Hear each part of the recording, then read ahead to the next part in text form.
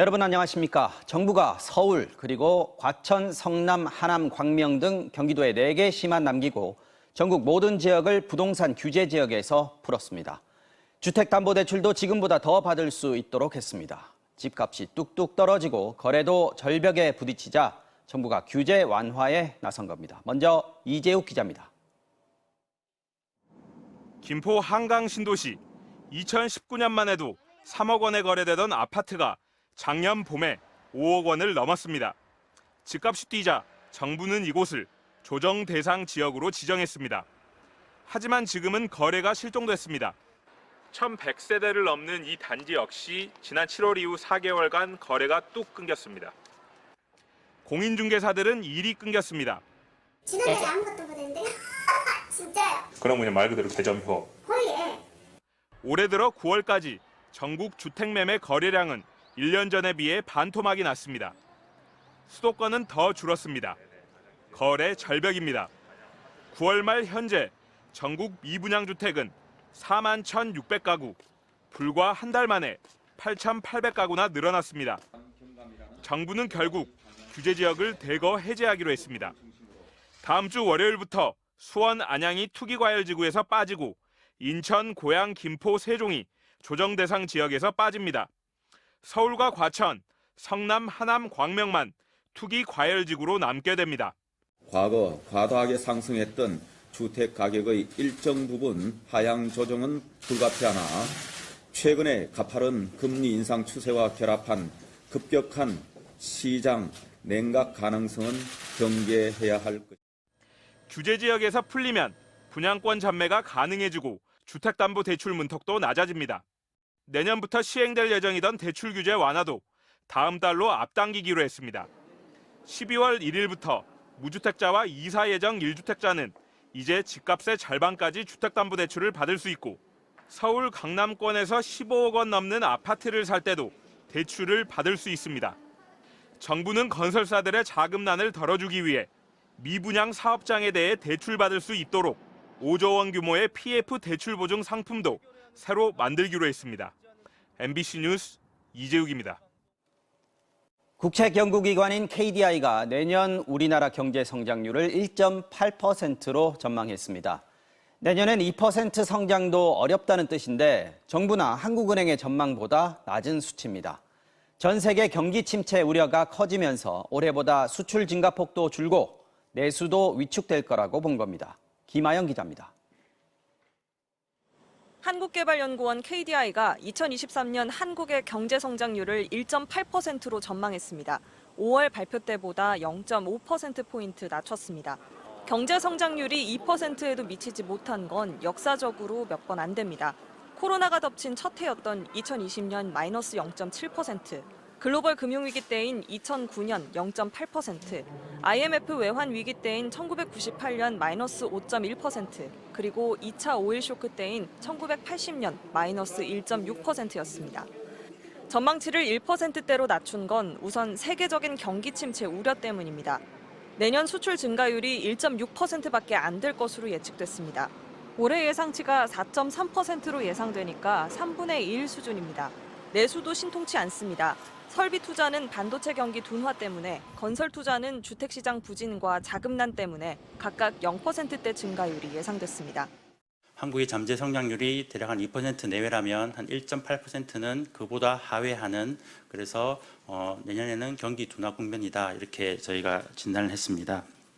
내년 소비자 물가 상승률은 3.2%로 올해보다는 안정될 것으로 전망했습니다.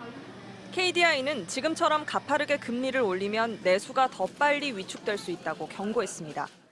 미국과 유로존의 물가 상승률은 한국에 비해 상당폭 높은 수준을 보이고 있습니다. 우리 경제 여건을 감안하면 그와 같은 빠른 속도의 금리 인상이 요구되지 않습니다. 앞서 정부는 내년 성장률을 2.5%, 한국은행은 2.1%, IMF는 2%로 전망했는데 이 전망치들도 더 낮아질 가능성이 높습니다. MBC 뉴스 김아영입니다.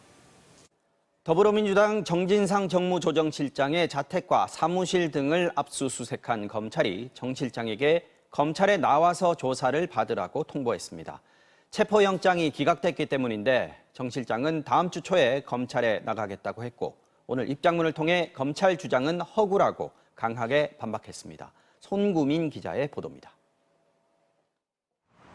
검찰은 더불어민주당 정진상 정무조정실장의 압수영장에 1억 4천만 원의 뇌물 혐의 외에 지난 2014년 지방선거 직전 남욱 변호사에게 4억 원을 받은 의혹도 적시했습니다. 대장동 일당과의 유착관계를 설명하는 대목이었는데 이재명 성남시장의 재선 선거자금이라고도 명시했습니다. 검찰은 뇌물과 선거자금 의혹을 당사자에게 확인하기 위해 정 실장에게 이번 주 중 검찰에 나오라고 통보했습니다. 당초 정 실장을 바로 체포하려다 법원에서 영장이 기각되자 대신 빠르게 소환해 조사하기로 한 겁니다. 정 실장은 시간이 너무 촉박하다며 다음 주 초 출석하겠다는 입장을 검찰에 전달했습니다. 그러면서 입장문을 통해 부정한 돈을 받거나 부정한 결탁을 도모한 적 없고 428억 원 약정설은 허구라며 검찰 주장을 강하게 반박했습니다. 김용 민주연구원 부원장 역시 이익을 분배받기로 하거나 돈을 받은 적이 없다고 밝혔습니다. 민주당은 검찰이 유동규와 남욱 두 사람 진술에만 의존하다 보니 압수영장의 기본적인 사실관계조차 틀렸다고 지적했습니다. 검찰은 영장에서 정진상 실장이 이재명 변호사 사무실에서 사무장으로 일했다고 했는데 사무장은커녕 변호사 사무실에서 일한 적도 없습니다. 수백억 원을 나눠 갖기로 약속한 사이끼리 사업 청탁과 함께 고작 수천만 원을 주는 게 말이 안 된다고도 지적했습니다. 변호인단 역시 MBC와의 통화에서 경기도청 집무실에서 버젓이 수천만 원을 줬다는 게 설득력이 없다고 주장했습니다. 검찰은 넉 달간 대장동 사건을 재수사하며 수십 명을 불러 조사했고 그 결과 법원도 영장을 발부했다는 입장입니다. 검찰은 정 실장을 불러 조사한 뒤 구속영장을 청구할지 결정할 계획입니다. MBC 뉴스 송구민입니다.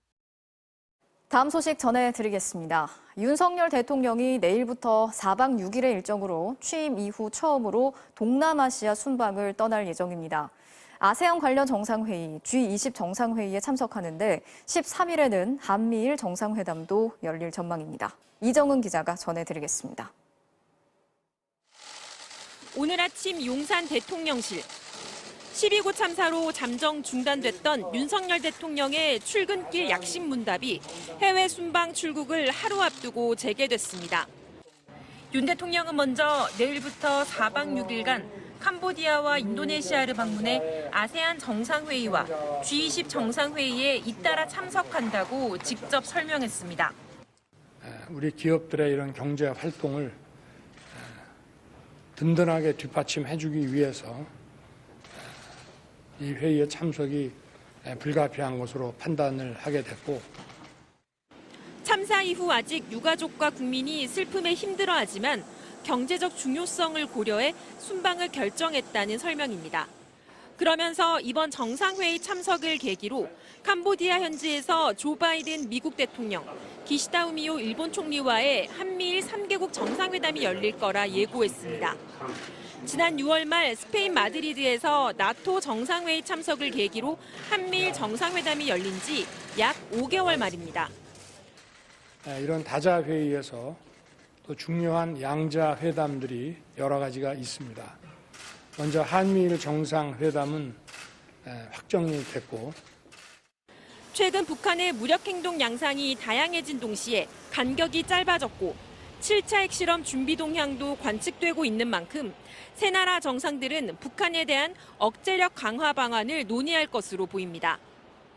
대통령실은 또 한미 정상회담도 하기로 미국 측과 합의됐다며 구체적인 장소와 시간은 추후 공개하겠다고 밝혔습니다. 인도네시아 발리에선 G20 정상회의 현장에서 시진핑 중국 국가주석과의 조우도 예상되는데 중국, 일본과의 별도 정상회담은 가능성이 낮은 걸로 전해졌습니다. MBC 뉴스 이정은입니다. 어제 치러진 미국 중간선거에선 야당인 공화당이 상하원 모두에서 압승할 거란 전망과 달리 공화당의 진땀승, 민주당이 나름 선전한 결과가 나왔는데요. 이런 결과에 미국의 차기 대선 지형도 요동치고 있습니다. 당장은 전현직 대통령인 트럼프와 바이든의 희비가 엇갈린 듯하지만 따져보면 두 사람 다 웃을 수 없는 상황이 됐습니다. 워싱턴에서 김수진 특파원의 보도입니다. 민주당은 하원을 내줬지만 근소한 차이였고 상원 승부도 팽팽했습니다. 고무적인 결과에 예정에 없던 기자회견에 나선 바이든 대통령의 표정도 밝았습니다. It was a good day, I think, for democracy. And I think it was a good day for America. 1시간 가까이 기자 질문에 답했고 종종 웃음도 지으며 여유 있는 모습이었습니다. 내년 초까지 결정할 거라면서 2024년 재선에 도전하겠다는 뜻도 시사했습니다. Who do you think would be the tougher competitor, Ron DeSantis or former President Trump? It'll be fun watching them take on each other. 하지만 미국 언론이 꼽은 이번 선거의 승자 명단에 바이든은 없었습니다. 중간 선거 출구조사에서는 유권자의 3분의 2가 바이든을 향해 재선하지 말라고 응답했습니다. 트럼프 전 대통령은 선거의 패자로 꼽혔습니다. 개표 초반 승리를 장담하며 파티를 준비했지만 끝까지 자리를 지키지 못했습니다. This has been a very exciting night. We have some races that are hot and heavy and we're all watching them here. 예상과 달리 힘겹게 승리한 공화당 내에선 트럼프 책임론이 즉각 일었습니다. 트럼프가 선거 전면에 등장하면서 반 트럼프 정서가 강한 민주당 지지층이 결집했다는 겁니다. 보수 성향의 폭스뉴스는 트럼프 대신 공화당의 차기 주자인 론 디샌티스 플로리다 주지사 띄우기에 나섰습니다. 하지만 트럼프 전 대통령은 아랑곳하지 않고 소셜미디어에 글을 올려 어떤 측면에선 실망스럽지만 개인적으로는 큰 승리라고 주장했습니다. 표면적으로는 바이든이 한숨 돌리고 트럼프는 힘이 빠진 것 같지만 미국 언론들은 두 사람 모두에게서 차기 대권은 멀어지고 세대 교체론이 빠르게 부상할 것으로 전망하고 있습니다. 워싱턴에서 MBC 뉴스 김수진입니다.